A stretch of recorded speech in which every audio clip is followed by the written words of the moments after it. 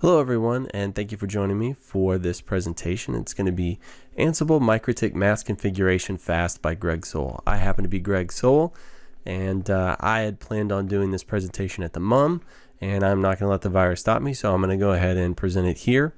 Hopefully I can weave in some terrible jokes and other puns as we go along. Thank you guys for joining me. So who am I? I'm a network engineer. I've got a bunch of certifications. I've been in the industry for nearly 20 years at this point. I'm a Mikrotik certified trainer. I've owned and operated my own wireless ISP. I've worked for WISPs, data centers, NBA franchises, and now I have the distinct pleasure of working at Red Hat. So I also own and operate an MDU ISP, so that's going to be targeting apartment complexes, so doing internet at those. So if you have any you want to light up, give me a shout. I'd happy to take that and give you a kick. Also, I host the Brothers Wisp podcast, so it's centered around the wireless ISP industry, or at least it began that way, and now it's kind of covers a lot of various networking industry things. So jump in there. It's going to cover from enterprise to Wi-Fi to wireless ISP, BGP routing, all of that stuff all the way around. We do a podcast every 2 weeks, and in between I do filler podcasts where I just talk one-on-one with various folks in the IT industry. If you go to patreon.com/brotherswisp, you can throw us a couple bones and we'll send you an invite to the patron only Slack, where there is a plethora of amazingly talented, smart people. All of them make me feel so dumb. No, not really, but they have amazing discourse. Everybody is pleasant. If you ask a question, it used to be I would try and jump in there and answer it, and now I don't even get the opportunity because 10 people will answer it before me. So a lot of great viewpoints. Always welcome diversity, so everybody is welcome. Come on in. Let's get down to it. So why would someone want to use automation to begin with, right? So one, it's increased efficiency. I can do my job better using less time. Right? Decreased human error. If a machine's doing a task repeatedly, odds are it's going to get done more correctly than if I'm doing it. Right after the 12-hour mark of making configuration changes, my brain's a little mushy. Scheduling. So especially guys in network industry, not just IT, we like to do a lot of our dramatic changes or our customer impacting changes after hours, and a lot of times we like to limit the scope of how many devices it's going to impact at once. And so, a large widespread change may be broken up every night for 2 weeks. So do I really want to wake up at 3 a.m. every night, for 2 weeks straight, making these changes? No. Why would I do that when I can have a system that I can schedule these changes to automatically push out for me?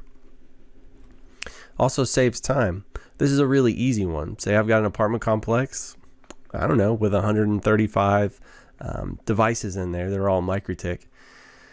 And I need to do an upgrade. So that's going to be upgrading the router OS and then upgrading the router board firmware. So doing those two tasks together combined is going to be a minimum of 4 minutes per device, right? To log in, make the changes, get out, come back when it's ready, then do the router board updates.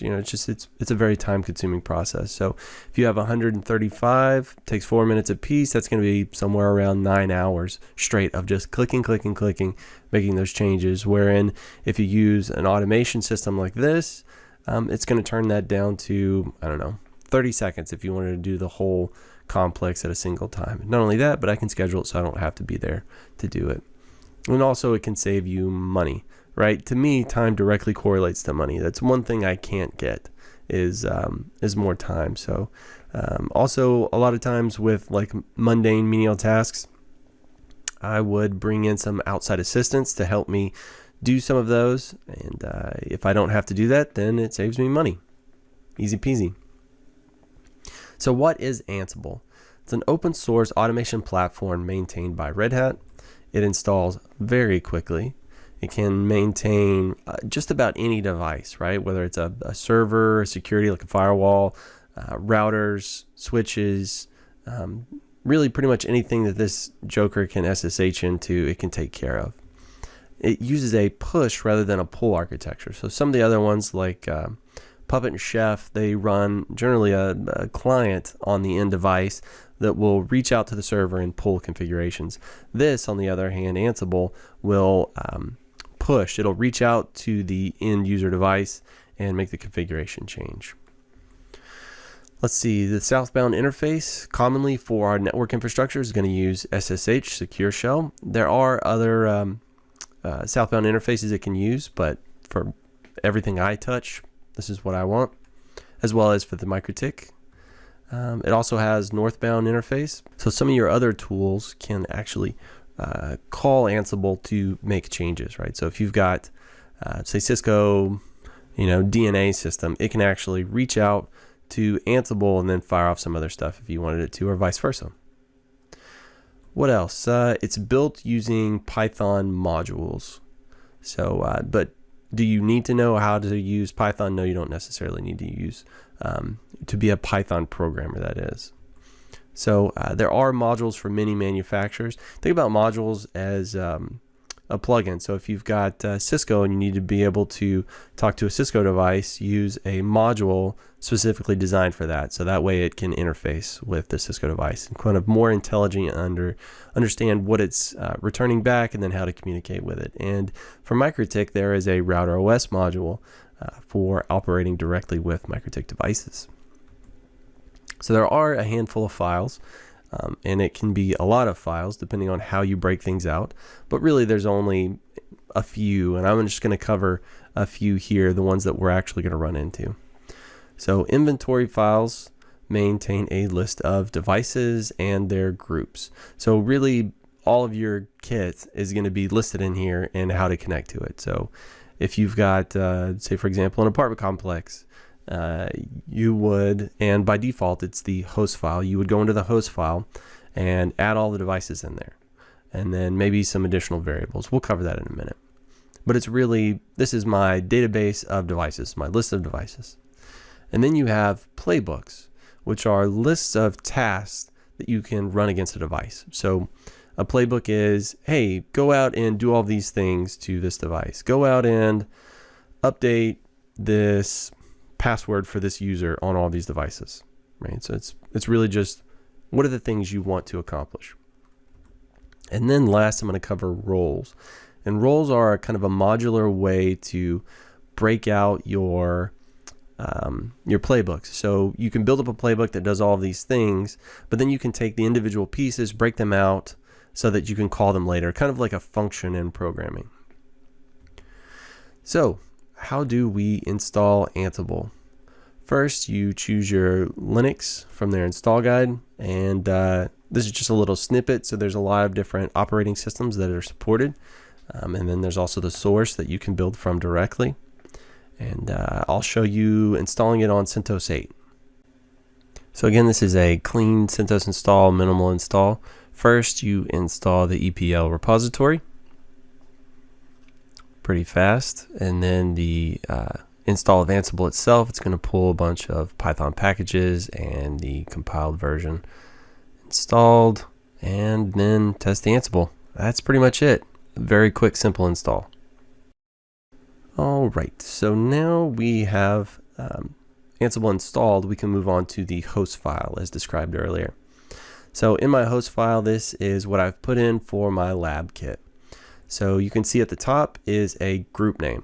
So one of the really powerful things about these inventory files is to be able to create groups. So I can create a group and say, hey, these are all my lab Mikrotiks, blah, blah, blah, blah, blah. And I can call that group name and it will have a playbook act directly on all those devices in that group. Now I can also put individual devices in there sans a group. They don't have to be in a group, but I generally like to put them all in a group. So you can see here are the individual host entries. So in this instance, it's Mikrotik 3, and I have the Ansible SSH host IP address for it to connect to. If Mikrotik 3 was a DNS name that it could be looked up, then I wouldn't actually need to specify the IP address. But in this instance, these aren't resolvable names, so hence I have the IPs. Also, you can see just below them, I created some group variables. So for the lab_Mikrotiks, variables group here, I have some additional entries specified. So I could specify them once here in the host file. So every playbook I use, if I don't directly specify these individual variables, they'll just be pulled from here. Or I could put them in a separate file that will be referenced by the lab Mikrotik's name. But for the sake of this demonstration, I just put it in here because it's a little bit more succinct.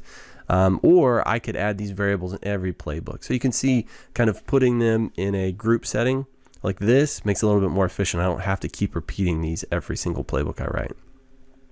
So here, under the Ansible Network OS, I put router OS. So you have to designate the network device type, right? What language is this guy speaking? So if this was a Cisco device, I would have iOS there. Also put the username and password combo for Ansible to use here. Now, I don't necessarily have to specify them here. I could specify them in the playbook, or I could have the playbook as it runs prompt for this information, or there's also a vault mechanism. So the vault allows you to, in Ansible, securely encrypt and save passwords. But again, for up and running as quick as possible, we're just going to use the username and password right there. And also Ansible connection network CLI. So if this isn't specified, it's going to assume that it's kind of a server infrastructure and it's trying to connect to it in that way. So telling it it's network CLI allows you to properly connect to a network device. And that's something that's pretty much universally going to be needed if it's a piece of network kit. So here in my file, just for reference, here's my Cisco switches I have in my lab environment. So you can see the only real marked difference is username password combo, and the Ansible Network OS type is iOS. These files that Ansible uses moving forward, like the playbooks and roles, are all going to be written in YAML, which stands for YAML Ain't Markup Language. And it's a very structured, formatted file. So especially with spacing. So precedence is everything here. And what that means is if I start one thing on a specific column, say column 1, you know, if it has to do with that device and is required to, everything else needs to be spaced equally underneath that. And I'll show you here in just a second. So most of my mistakes have come from not spacing things correctly. YAML files begin with 3 dashes and optionally end with 3 periods. YAML generally consists of lists and dictionaries. So what are lists? Here is a bunch of fruit. You can see they all have the same indentation. There's a dash, a space, and then a word. Dash, space, word, dash, space, word. A dictionary is broken into key and value pairs. So it's going to be key at the top, and then you can see everything that's associated with that dictionary underneath is indented. But the vast majority of what you're going to see are lists of dictionaries. So you see Greg here, right? That's a list.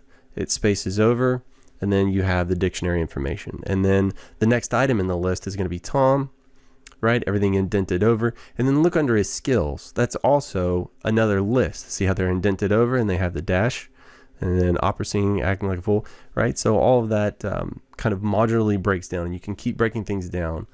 A lot of this seems a little confusing at first until you jump into your first playbook, which this is an example of. So here starts with the 3 dashes, and then we have the name.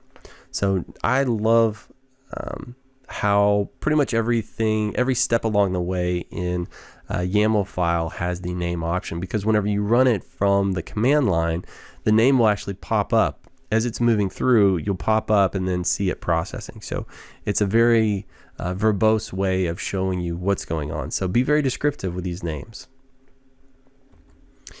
Again, I have a connection network CLI. Again, if you recall, I put this in the host file, so it's not technically necessary, but I went ahead and added it in this one. Gather facts, false. So this is almost always going to be true. Gathering facts is a mechanism that is used on servers. So whenever it connects to a server, it's going to pull some basic information on the OS and things like that for use in your playbooks.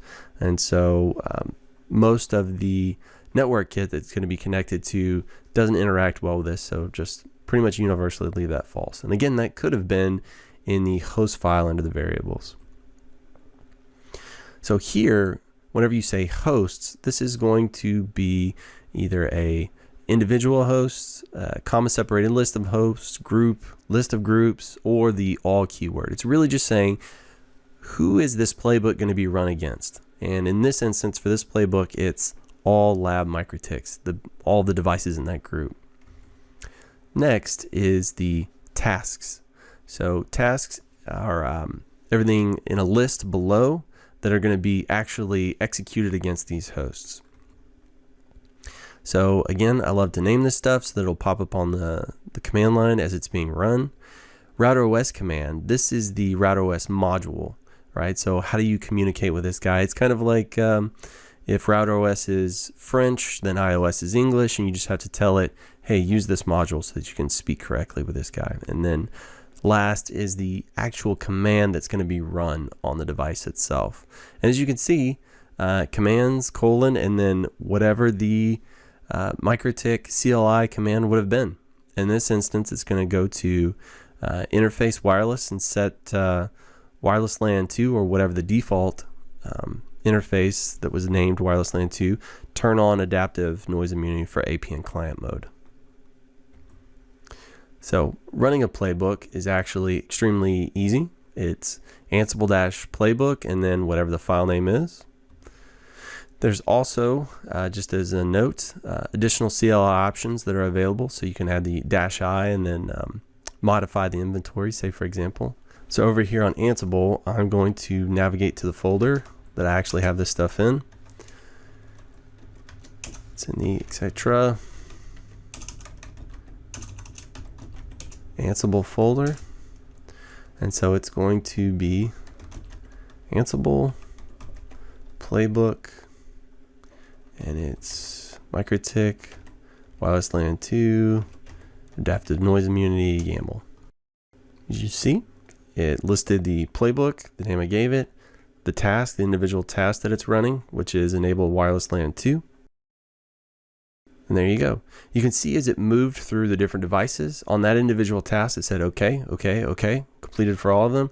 And then you get the recap at the end. So it actually shows you things that were run successfully, changed, unreachable, failed, skipped.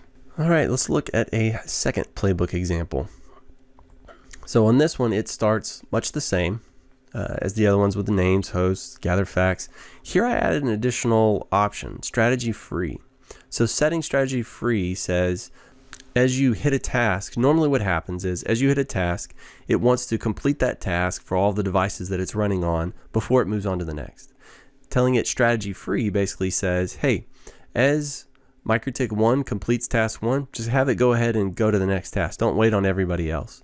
So this can make your playbook run a little bit faster. Also here, I added a vars section. So in here, I can specify variables, just like I did in the host file, but these variables are closer to the playbook because they are in the playbook. So they're going to trump anything that was in the host file. So if I had a host username in the host file and I superseded it here, it would actually use this one. In this one, I just added the additional option of Ansible command timeout 120. So I set the timeout to wait for 2 minutes. Some of these commands, like especially when you're doing updates and upgrades or downloading things, that can take a little bit longer. So I want to extend the amount of time it has for that. Let's see what else is interesting here. Have the system check if there's a new package available. So that's basically what that command does. So very first I have to run this command because it's going to populate the variable fields that I'm looking for below. As you can see in this task, I have more than one task and it's a list of tasks. So in the second task, what I'm going to do is I'm going to tell the system, you can see I'm using Mikrotik scripting there with the brackets and the put and all that stuff. I'm going to print if there's an available package. So here I'm registering it to the variable output. So whatever the register keyword there, and then the output basically says whatever this specific task, whatever output it had, go ahead and register it to this output or save it to this variable name. And in this case, it's output. Here you can see I have some commented infrastructure here, and that's hashtag and then a space that delineates a comment. If you uncommented this stuff out, it would print the contents of the output variable to the command line, and that's just for debugging. So if for your interest, if you wanted to see actually specifically what it was spitting out, you can.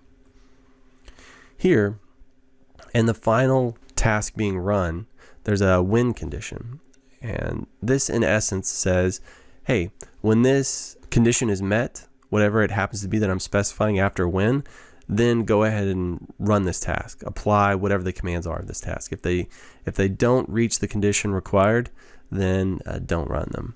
And so in this instance, it's just searching the strings that are spit out from the output variable up there, and if it sees the word available, which is the keyword that it's going to show if there actually is a package ready for installation, then it's going to run the command system package update install. This will download the package, install it, and then reboot the router. I'm going to show you Mikrotik 3. I'm going to go system package print. It's at 645.3. All right, now I'll run the playbook. Ansible playbook, and it's Mikrotik routeros.yml. All right, through the magic of video editing, I cut out it rebooting because it takes a couple of minutes, but it should have initiated the update, pulled it, and rebooted it. Let's check. System package print. That's now at 646.4, so it's successfully upgraded. All right, here's the third and final playbook I'm going to kind of go through. And this is a firmware update. So we just did the router OS, and now this would be the firmware portion. So again, it starts much the same. In this first task command, it's going to print the router board firmware info and put that into an output variable, very much like we did before. Here, it's going to use the set fax. So in this next task, it's got a set fax action here, which allows you to set a variable. And here, it's going to be using a loop. So it's going to loop through the output lines, one after another, and check that when condition right there. So upgrade firmware. So if it finds upgrade firmware, if it finds that text inside of it, then it's going to go ahead and perform this action, which is going to set the upgrade variable to upgrade firmware version number. So if you can see in here, it's going to take the item, which is iteration it is in the loop, and it will replace that string with just a null, just empty. So it's basically deleting all of that out. So it's just going to have the firmware remain. Here, it's going to perform the exact same actions, but for current firmware. Now, keep in mind that this string manipulation, all of this where you save the variable, because it's a multi-line string that's returned, and then looping, and then checking, and then editing, all that stuff, you could actually do that in the Mikrotik scripting language. So you could do it on a single line of scripting language text. So it could shrink all of this down to a single task. But not every piece of kit you're ever going to touch has the Mikrotik scripting language, so it's nice to know that you can actually do some of this manipulation within Ansible itself.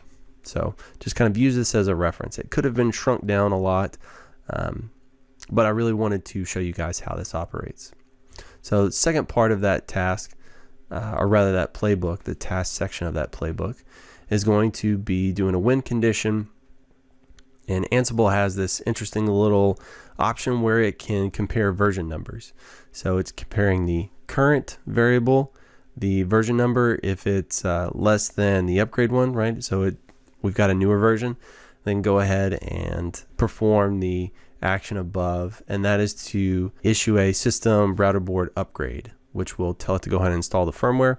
And then the last task is, once that one completed and it's told it to go ahead and do the upgrade, is we have to execute a reboot. Now Mikrotik, by default, whenever you execute a reboot command from an SSH terminal, it's going to prompt you for verification. You know, you have to hit Y. Are you sure you want to reboot? Yes. Ansible doesn't like that interactive prompt kind of mechanism. So what it has here is the execute option. There's also, you had the option of, you could create a script in the system and then a scheduler and then call that. But Nathan P was nice enough to give me the tip about the execute command in Mikrotik, which will run some piece of code in the background. And in this case, it's going to be system reboot, and it will go ahead and fire it off and reboot the device for you. What is a role? A role is a modular way of taking a specific piece of code and kind of breaking it out. Think of it as a function in programming. So if I have a playbook that I want to use over and over, but I want it to be a little bit more generic and I want to call it from other playbooks, I just want to call this thing over here. I don't want to have to add all those tasks and all of that information back into this playbook, right? It keeps things a little bit more modular. Then I can use the concept of roles. We're going to use the note playbook. So this is a very simple playbook. All it does is connects to the device and changes the system note. In this case, rather, it's going to be just Ansible right? Very very simple CLI command. So we're going to use the Ansible Galaxy program with the init keyword, which will build a role template for us. Then parts of the playbook are broken out. So I'm going to take the playbook and I'm going to steal all the tasks section. I'm going to throw that into the role itself, and that's going to be under the role name, tasks, and the main.yml file. And I will also change the Ansible to use a variable instead of just Ansible so that way I can kind of have it a little bit more interesting along the way. And then also I'm going to be showing you in there this exact configuration for the inserting the variable. Whenever you have the curly braces, or they call them mustaches, whenever you have those guys in there, you just put quotes around the outside, and then you can put those variable replacements wherever you want. Seeing as though there are quotes on the inside, I had to escape those with a backslash. So you're going to see that, and then I'm going to edit the role readme file. I'll show you that very briefly. We'll come over here to Ansible, and it's going to be Ansible Galaxy init, and I will name it Mikrotik note. Crunches for just a second, not very long. If I do a ls, you will see a Mikrotik note folder that exists now. I'm super lazy and I don't want to edit that through CLI. So I'm going to cheat and use WinSCP for my Windows box. You can see Mikrotik note there. And then in the task folder, the main.yml, I can edit it. I will take contents of my Mikrotik-note YAML file. I will take the task section, I'll copy it, and I'll simply paste it in here. Now I'm going to update this. So I want it to have the variable inside, so I'm going to put it in quotes. And then I'll delete out Ansible I'm going to backspace, or rather backslash those quotes. I'll put in a couple of mustaches and I'll name it Mikrotik note, space, a couple more mustaches. Don't want a space there. So this is going to basically have the same format that was present before, only now it's got variable in there. Save that and move on. So while I'm not going to completely go through it, I am going to show you in Mikrotik note this readme file. You want to edit this so that anybody coming back gets an idea of how to use this. And in here, role variables, you're going to want to put something about the mtk note, as well as you're going to want to give kind of a sample playbook to use in here. Now we're going to create a new playbook based on this role. It is actually extremely simple. You can see here that where there were tasks and then all the tasks listed, now it just says the word roles rather, and it's going to reference the mtk note one we just created. Also, just above, you see the variable portion, and these variables are going to list Mikrotik_note, which is the variable name that we just put in that role, and it's going to substitute the words Ansible yeah. So now that I have a working playbook that I've already tested, usually what I'll do is I'll just take it and I will duplicate it, and I'll name it the exact same thing, dash role. Copy it, then I'm going to edit it. In here, I need to add my, and again, remember the spacing is important, variables.